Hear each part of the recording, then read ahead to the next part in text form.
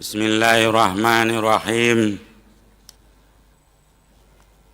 Sebelum saya menyampaikan visi dan misi, izinkan saya membaca pantun dulu. Lambang negara burung Garuda, tanda perdamaian si burung merpati. Semua rakyat harus gembira sambut pilkada pesta demokrasi.